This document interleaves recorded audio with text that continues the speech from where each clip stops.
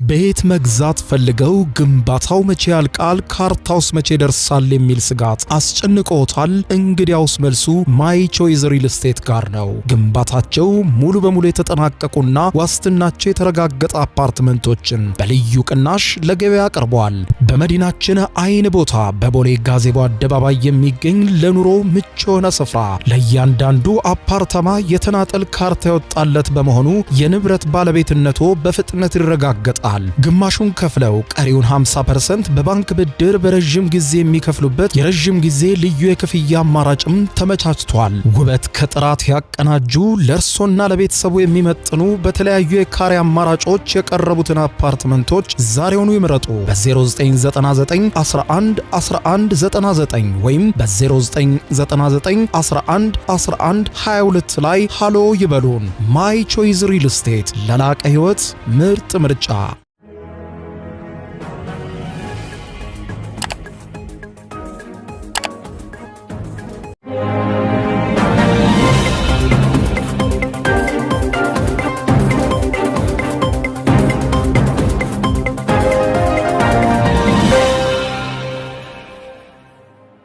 ጤና ይስጥልኝ ክቡራትና ክቡራን የዩቲዩብ ቻናል ቤተሰቦች፣ የሰዓቱን አጫጭር ሰበር መረጃዎች ይዤ ቀርብ ያለው። በርከት ያሉ ሰበር መረጃዎች ዩቲዩብ ላይ ሲጫኑ ቀድሞ ለእናንተ የማስታወቂያ መልእክት ወይም ኖቲፊኬሽን እንዲደርሷችሁ የዩቲዩብ ቻናሌን ሰብስክራይብ በማድረግ የደወል ምልክቷን መጫን አትዘንጉ። ወደ ሰበር መረጃው ስናቀና ክቡራን አድማጮች፣ በትናንትናው ዕለት ኢራን አውጥታው በነበረው መግለጫ መሰረተ ልማቶች ከተነኩ መላው የመካከለኛው ምስራቅ ውስጥ የሚቀር ምንም አይነት መሰረተ ልማት የለም፣ ሁሉንም አወድመዋለሁ ስትል መዛቷ ይታወቃል። የአረብ ሀገራቱም የአሜሪካው ፕሬዝዳንት ዶናልድ ጄ ትራምፕ የኢራንን መሰረተ ልማት እንዳያጠቁ ቢለምኑም በዛሬው ዕለት ሌሊት ግን አልተሳካላቸውም። ትራምፕ በሰጡት ቀጥተኛ ትዕዛዝ ይህ ዘገባ እስከተጠናከረበት አርብ ማለዳ ድረስ የቀጠረ የኢራንን ድልድዮች፣ መሰረተ ልማቶች፣ አውሮፕላን ማረፊያዎች እያወደመ ያለ ጥቃት በኢራን ላይ እየተሰነዘረ ይገኛል።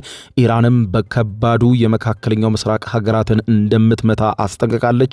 ሁኔታው ከዕለት ወደ ዕለት እየተባባሰ አሁን የመጨረሻ የሚመስለው ምዕራፍ ላይ ደርሷል። ውድመቱ ተባብሷል። በዝርዝር የማስደምጣችሁ ይሆናል።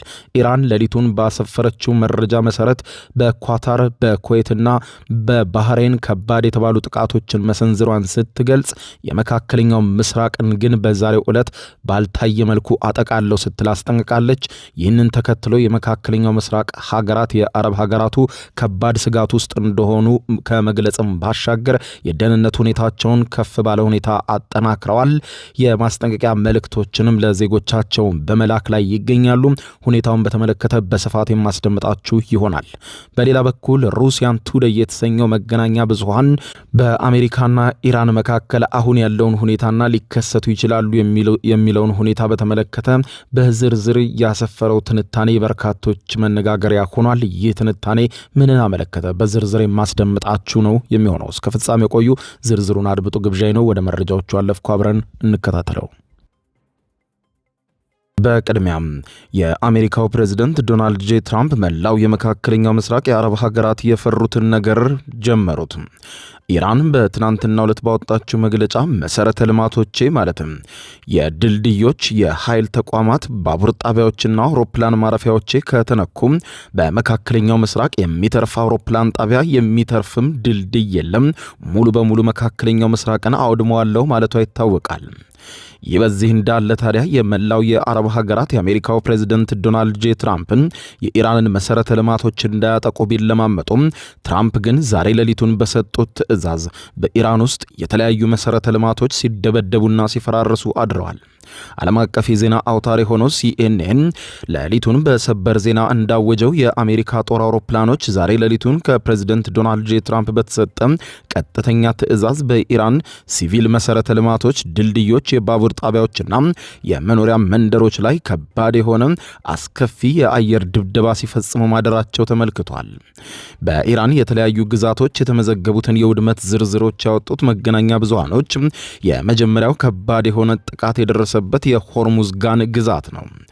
በኢራን የሆርሙዝጋን ግዛትና የባንደር ሐሚር የድልድዮች መውደም ጉዳይ በበርካታ የኢራን ከፍተኛ መገናኛ ብዙሃን መነጋገሪያ ሆኗል። የኢራን ከፊል የዜና ወኪል የሆነው ታስኒም እንደዘገበው በስትራቴጂካዊው የሆርሙዝ ወሽመጥ አቅራቢያ በምትገኘው የደቡብ የወደብ ከተማ የባንደር ሐሚር በአሜሪካ ጦር ኃይሎች ከባድ ሰለባ ሆናለችም ብሏል። የአሜሪካ የጦር አውሮፕላኖች በሐሚር ክፍለ ሀገር ውስጥ የሚገኘውን ሁለት እጅግ ወሳኝ ድልድዮች ማለትም የገርቬር ድልድይ እንዲሁም የካሁሬታን ድልድይን በፈንጂ ደብድበው አውድመውታል። የኢራን መንግስታዊ መገናኛ ብዙሃን እንዳረጋገጡት ጥቃቱ የተፈጸመው በርካታ ሲቪል ተሽከርካሪዎች በድልድዮቹ ላይ እየተጓዙ በነበረበት ቅጽበት በመሆኑ ተሽከርካሪዎቹ በከፍተኛ ኃይል ተፈንጥረው ወደ ገደል የገቡ ሲሆን በዚህ ዘግናኝ ጥቃትም የበርካታ ንጹሃን ዜጎች ሕይወት ማለፉን የኢራን መገናኛ ብዙሃን ዘግበዋል። ፋርስ የዜና ወኪል የሆርሙዝጋን ግዛት አስተዳደርን ጠቅሶ እንደዘገበው በአጠቃላይ በአካባቢው 5 ከባባድ ድልድዮች እንደፈነዱ ገልጿል። የባንድር አባስ ከተማ ከሐሚርና ላር ጋር የሚያገናኘው የገቬር ድልድይ በላቲን መንደብ አቅራቢያ የሚገኘው ስልታዊ ድልድይ እንዲሁም በካሁሪስታን ላር የትራፊክ መስመር ላይ የሚገኙ ሁለት ድልድዮች የባንድር ሄሜር ኬሻር እንዲሁም የባንድር አባስ መካከል በመገንባት ላይ የነበረ አዲስ ድልድይን ጨምሮ በሐሚር ወረዳ በማሩ መንደር የሚገኝ ሲቪል ድልድይም በተመሳሳይ በከፍተኛ ሁኔታ እንዲወድሙ ተደርጓል። የክልሉ አስተዳደር የነፍስ አድን የሕክምና ቡድኖች ወደ ስፍራው በፍጥነት መድረስ እንዲችሉ ህዝቡ በእነዚህ መስመሮች ላይ ከማንኛውም አይነት ጉዞ እንዲታቀብ ኢራን አስቸኳይ አዋጅ አውጥታለች። የኢራኑ ታስኒም የዜና ወኪል እንደዘገበው ሌላኛው የዛሬ ሌሊቱን የመሰረተ ልማት ውድመት ያስተናገደችው የኢራኗ ቀሽም ደሴት ነች።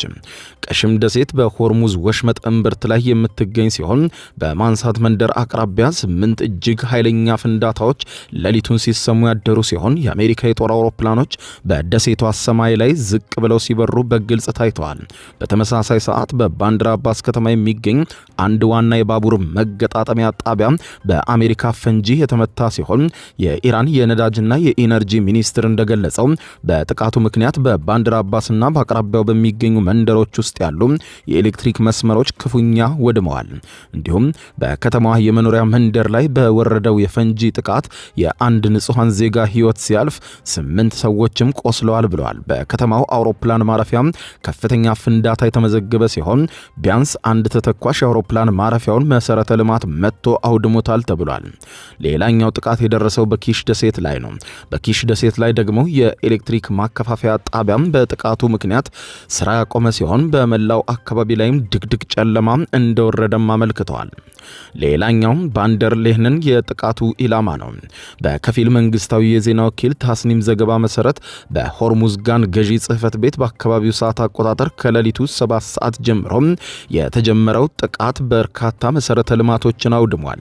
በደቡብ ምዕራብ ኢራን በምትገኘው የፋርስ ባህረ ሰላጤ የወደብ ከተማ ቡሽሄር ውስጥ ከባድ ታላላቅ ፍንዳታዎች የተሰሙ ሲሆን የቡሽሄር ከተማ ገዢ ለሁለተኛ ጊዜ የአሜሪካ ጥቃት ሰለባ መሆኗን ገልጸው ቢያንስ አንድ ሰው መቁሰሉን አረጋግጠዋል። አጠቃላይ ኢራን ዛሬ ሌሊቱን በተሰነዘረባት ጥቃት ብቻ 35 ንጹሃን ዜጎች ሕይወታቸው ሲያልፍ ከ300 በላይ የሚሆኑ ኢራናውያን እንደቆሰሉ የኢራን መገናኛ ብዙሃን እየዘገቡ ነው።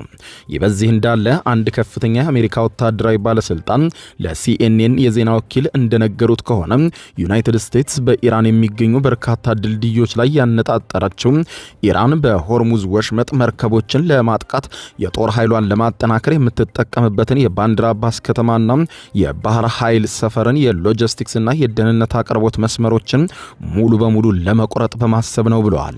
የኢራን ብሔራዊ ብሮድካስቲንግ ቴሌቪዥን IRIB እንደዘገበው ደግሞ ከባንድር አባስ ወደ አጎራባች ግዛቶች የሚወስዱ ሁሉም አውራ ጎዳናዎች በአሁኑ ሰዓት ሙሉ በሙሉ መዘጋታቸውን አውጇል። ባንድር አባስ የኢራን እስላማዊ አብዮታዊ ዘብ IRGC የባህር ኃይል ዋና መምሪያ የሚገኝበትና በፋርስ ባህረ ሰላጤ ላይ ወታደራዊ የበላይነትን ለማሳየት የምትጠቀምበት ስልታዊ ማዕከል በመሆኑ አሜሪካ ባለፉት ቀናት ያላሰለሰ ጥቃት ስትሰነዝር ቆይታ ዛሬ ሌሊቱን ግን ከባድ ማዕት ያወረደ ጥቃት ነው የፈጸመችው። የዩናይትድ ስቴትስ ጦር ማዕከላዊ እዝ ሴንትኮም የኢራንን ወታደራዊ አቅም ሙሉ በሙሉ ለማዳከም ሲባል ለስድስተኛ ቀጣይ ቀን ጥቃቱን መጠናቀሩንና እንደማይቆም ዛሬ ሙሉ ቀን በነገው ዕለትም ከዚያ በኋላም እንደሚቀጥል በይፋ አስታውቋል። ይህ በእንዲህ እንዳለ የዋይት ሃውስ ጋዜጣዊ ቃል አቀባይ ካሮላይን ሌቪት በሰጡት መግለጫ ለጋዜጠኞች እንዳሉት አሜሪካ የምትሰነዝረው ጥቃት ውጤታማ መሆኑን ገልጸው ተባብሶ ይቀጥላል ሲሉ ገልጸዋል። ኢራን በአሁኑ ወቅት ከአሜሪካ ጋር ለመነጋገርና ስምምነት ላይ ለመድረስ ያላትን ከፍተኛ ፍላጎት በተለያየ መንገድ እየገለጸች እየለመነችን ነው ያሉት ካሮላይን ሌቪት ምክንያቱም አሜሪካ በወሰደችባት እርምጃ ምክንያት በአሁኑ ሰዓት ኢራን ውስጥ እጅግ አውዳሚና ሊቋቋሙት የማይችሉት ውድመት ደርሶባቸዋል ብለዋል። ይህ በዚህ እንዳለ ኢራን በኳታርና በባህሬን እንዲሁም በኩዌት ላይ ከባድ እሳት ያወረደ ጥቃት መፈጸም ቀጥላለች። የመካከለኛው ምስራቅ ቀውስ ይበልጥ አሳሳቢ ወደሆነ ደረጃ ያሸጋገረው ግጭቱ በቀጠናው የአሜሪካ የጦር ሰፈሮች ወደሚያስተናግዱት ወደ ኳታር ባህሬን ግዛቶች በይፋ በመስፋፋቱ ነው። ዶሃ ሰማይ በዛሬው ዕለት በርካታ ሚሳኤሎችን ሲያስተናግድን ያደረው የኳታር መከላከያ ሚኒስትር ዛሬ ማለዳውን ባወጣው መግለጫ እንዳለው ከሆነ የሀገሪቱ የአየር መከላከያ ስርዓት ኳታርን ኢላማ ያደረገ ድንገተኛ የሚሳኤል ጥቃት አየር ላይ በተሳካ ሁኔታ ሲያከሽፍ አድሯል ብሏል። በቀጠናው የሰላም ድርድር ላይ ቁልፍ ሚና ስትጫወት የነበረችው ኳታር አሁን ለሁለተኛ ጊዜ የጥቃት ሰለባ መሆኗን ገልጿል። ታዋቂው የዜና አውታር ሮይተርስ እንደሚለው ከሆነ በኳታር ዋና ከተማ ዶሃ ውስጥ ኃይለኛ የሆኑ የፍንዳታ ድምጾች ተሰምተው ነበር ያለ ሲሆን በዜጎች የሞባይል ስልኮች ሁለተኛ የደህንነት ማስጠንቀቂያ መልእክት ተላልፏል ብሏል። የኳታር የሀገር ውስጥ ጉዳይ ሚኒስትር እንዳለው በአየር መከላከያ ስርዓቱ ከተመታው የኢራን ሚሳኤል ላይ በወረደ የስብርባሪ ብረት ምክንያት አንድ የኳታር ሕፃን ልጅ በጽኑ ቆስሏል በማለት ገልጾ በዶሃ የሚገኙ የሲኤንኤን ጋዜጠኞችም ፍንዳታውን በተግባር የሰሙ ሲሆን የኳታር መንግስት የደህንነት ስጋት ደረጃውንም ወደ ላቀ ደረጃ ከፍ አድርጓል። የባህሬን የሀገር ውስጥ ጉዳይ ሚኒስትርም እንዳስታወቀው በዛሬው ዕለት ማለዳ ለሁለተኛ ጊዜ በአየር ጥቃት ማስጠንቀቂያ ሳይረኖች በከተማዋ አናውጠውታል። የኢራን ብሔራዊ ጦር በባህሬን የሚገኘውን የአሜሪካ ጦር መሰረተ ልማት መምታቱም የሀገሪቱ ይፋው የዜና ወኪል ኢርና የገለጸ ሲሆን IRIB ያወጣው የቪዲዮ ምስል ድሮኖችን በቀጥታ ከኢራን ተነስተው ወደ ባህሬን አቅጣጫ ሲወነጨፉ አሳይቶ የመካከለኛው ምስራቅ ሀገራት እንደተዛተው አይቀርላቸውም ብለዋል። የኢራን እስላማዊ ሪፐብሊክ ብሔራዊ ጦር በዛሬው ዕለት ማለዳውን ባወጣው ይፋዊና ጠንካራ መግለጫ አሜሪካ በኢራን ሲቪል መሰረተ ልማቶችና ንጹሃን ዜጎች ላይ ለፈጸመችው ጥቃት ወንጀል ምላሽ ለመስጠት ኦፕሬሽን ተንደር 11ኛ ምዕራፍ ጥቃትን በባህሬን በሚገኘው የአሜሪካ የጦር ሰፈር ላይና በመሳሰሉት የመካከለኛው ምስራቅ ሀገር ላይ ዛሬ ታዩታላችሁ ብለዋል። የጦር ኃይሉ በይፋዊ መግለጫ እንዳለው እስላማዊቷ ሪፐብሊክ ኢራን ብሔራዊ ጦር የኦፕሬሽን ተንደር 11ኛ ምዕራፍ ስልታዊ ዘመቻዋን እጅግ ዘመናዊና ፈንጂ የተሸከሙ የአራሽ አጥፍቶ ጠፊ ድሮኖችን በመጠቀም በባህሬን የሚገኘውን የአሜሪካ ጦር የአልሻሂድ የጦር ሰፈር በጽኑ እንመተዋለን ብለዋል። ይህ ጥቃት የአሜሪካ ኃይሎች የሚጠቀሙባቸውን ሄሊኮፕተሮችና የP8 የስለላ አውሮፕላኖች ማቆሚያ ማዕከልን ሙሉ በሙሉ እስካሁን ያደቀቀ ነው። ጥቃቱ ተጠናክሮ በመካከለኛው ምስራቅ ሀገራት ላይ ይቀጥላል ብለዋል። የኢራን ጦር የሀገሪቱን ብሔራዊ ደህንነትና ነጻነት ሊደፈሩ የማይቻሉ ቀይ መስመሮች መሆናቸውን አስታውቀው ለአሜሪካ ወታደራዊ ጣልቃ ገብነት ፈጣንና የማያዳግም ምላሽ እንቀጥላለን ሲል ገልጿል። መግለጫው አክሎም የአሜሪካ አስተዳደር የኢራንን ሕዝብ ጽናትና የብሔራዊ ጦሩን እንዲሁም የአብዮታዊ ዘቡን የመዋጋት አቅም በተሳሳተ መንገድ ከገመገመ ለዚህ ስህተቱ እጅግ ከባድ ዋጋ እንደሚከፍል በተደጋጋሚ ስንናገር ቆይተን ነበር ብለዋል። ይህ የኢራን ጥቃት ባለፈው ሰኔ 17 ቀን በፓኪስታን አደራዳሪነት የተደረሰውን ባለ 14 ነጥብ የመግባቢያ ስምምነት ሙሉ በሙሉ ገደል የከተተ ነው።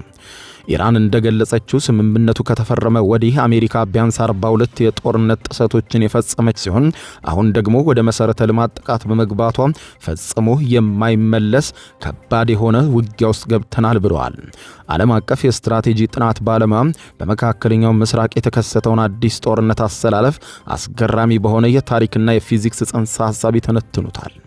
ቀደም ሲል በተደረጉት የጦርነት ዙሮች የሁለቱም ወገኖች ማለትም አሜሪካና ኢራን እርስ በርስ ፍጹም የሆነ ስልታዊ ሽንፈት መደጋገፍ ባለመቻላቸው በአሁኑ ወቅት ወደ ለየለት ጦርነት ለመግባትም ሆነ ሰላም ለማውረድ ሳይችሉ ከባድ ቅርቃር ውስጥ ወድቀዋል ይላሉ ተንታኙ በአርቲ ሩሲያን ቱዴይ ሚዲያ ላይ።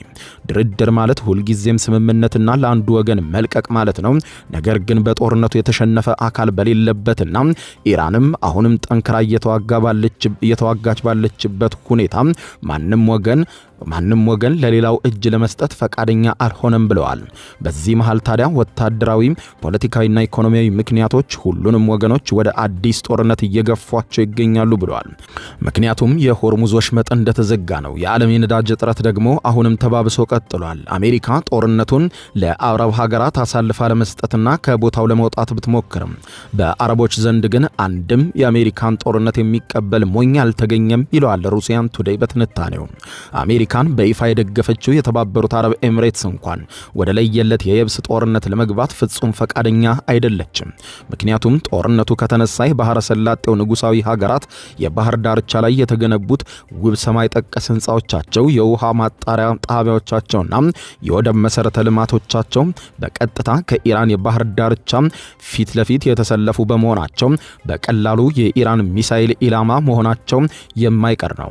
ባሳለፍነው ሰኔ ወር አሜሪካ የዓለም ዋንጫን፣ የትራምፕን ልደትና የሀገሪቱን 250ኛ የነጻነት በዓልን በሀገር ውስጥ ተወዳጅነት በሌለው ጦርነት እንዳይሸነፍባት ስትል ጊዜያዊ የመግባቢያ ስምምነት ለማድረግ ተገዳ ነበር። በዚያው ስምምነት ምክንያት የተወሰነ የባህረ ሰላጤውን ነዳጅ ወደ ገበያው በመግባቱ የምዕራባውያን የዋጋ ንረት በከፊል ቀንሶ ወይም ተንፍሶ ነበር። የኢራን የኒውክሌር ፕሮግራምና የሆርሙዝ ወሽመጥ ዘላቂ ጣፈንታ ግን ሳይፈታ በጥሬው ቆየ። ይህ አዲስ ወታደራዊ ፍጥጫ ታዲያ በፊዚክስና በፖለቲካ ሊቁ በኤርዊን ትንታኔ መሰረት እንደሚናገሩት ከሆነ በአንድ የተዘጋ ሳጥን ውስጥ ያለች ድመት ሳጥኑ እስኪከፈት ድረስ በአንድ ጊዜ ሕያውም ሙትም እንደሆነች ሁሉ የጦርነት እቅዶችና ስትራቴጂዎችም ጦርነቱ በይፋ ተከፍቶ ሳጥኑ እስኪከፈት ድረስ ውጤታማነታቸውን ማወቅ አይቻልም ባይ ናቸው። ይህ ጦርነት ለአሜሪካና ለእስራኤል አንድ ትልቅ እውነታን በተግባር አሳይቷል። እሱም በኢራን ያለውን እስላማዊ አብዮታዊ ስርዓት በወታደራዊ ኃይል ብቻ መጣል እንደማይቻል፣ በሌላ በኩል ደግሞ ኢራን በአሜሪካ ላይ ወሳኝ የሆነ ስትራቴጂካዊ ሽንፈትን ማሳረፍ እንደማትችል ጦርነቱ የሁለቱንም ወገኖች የኃይል ገደብ ለዓለም በግልጽ ያሳየ መሆኑን ተመልክቷል።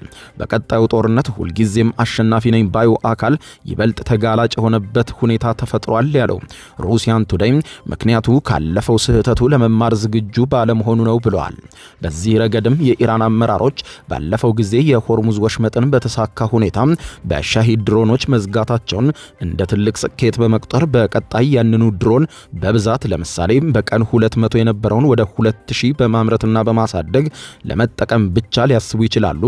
ነገር ግን የኢራን ጠላቶች ከዚህ ጥቃት ትልቅ ትምህርት በመውሰድ ከድሮን ጥቃት መከላከያ ስርዓቶቻቸውን በከፍተኛ ሁኔታ ማሳደግ በመጀመራቸው በቀጣዩ ፍጥጫ የኢራን ላይ የበላይነቱን ሊወስዱባት ይችላሉ ብለዋል። በዚህ ጦርነት ምክንያት ቀደም ሲል ሊታሰቡ የማይችሉ የነበሩ ሁለት ታላላቅ ክስተቶች አሁን የዓለም አዲስ መደበኛ ሆነው ወደፊት መጥተዋል ብለዋል።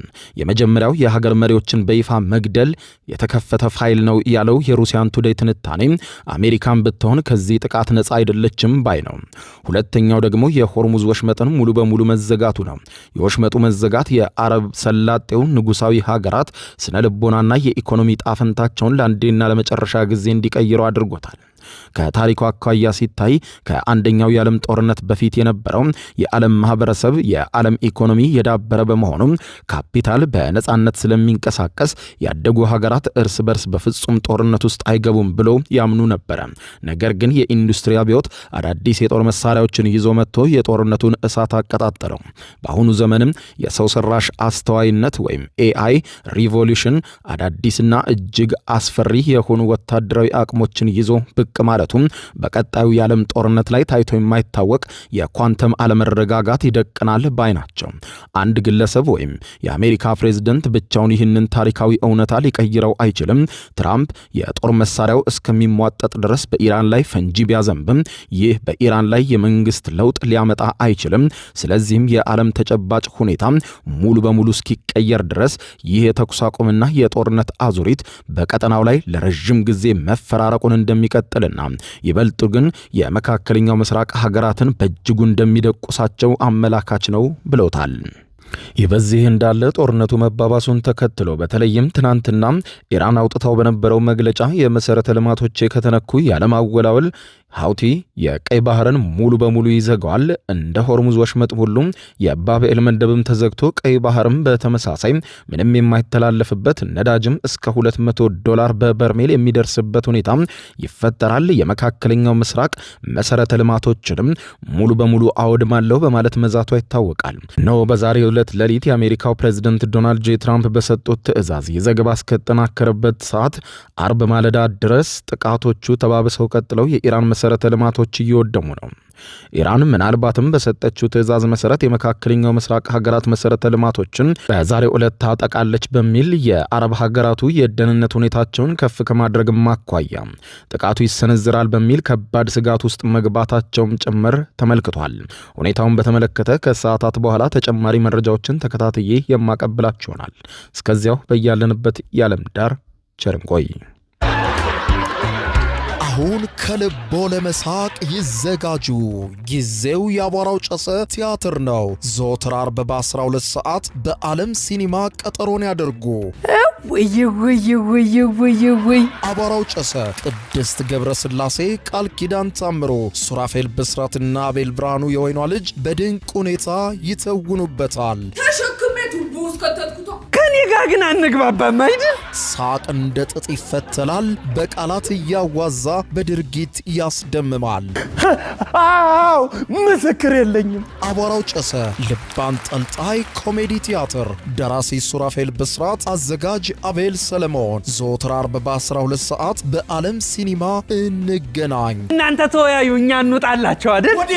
ወዴት ነው የምትሄደው? አቧራው ጨሰ የዘመኑ ምርጥ ኮሜዲ ቲያትር። የዩቲዩብ የስኬት ሚስጥሮችን በዝርዝር የያዘው የአቤል ብርሃኑ የወይኗ ልጅ መጽሐፍ ሁለተኛ እትም በገበያ ላይ። ዩቲዩብ ለመጀመር በአጭር ጊዜ ስኬትን ለመቀዳጀት አስበዋል?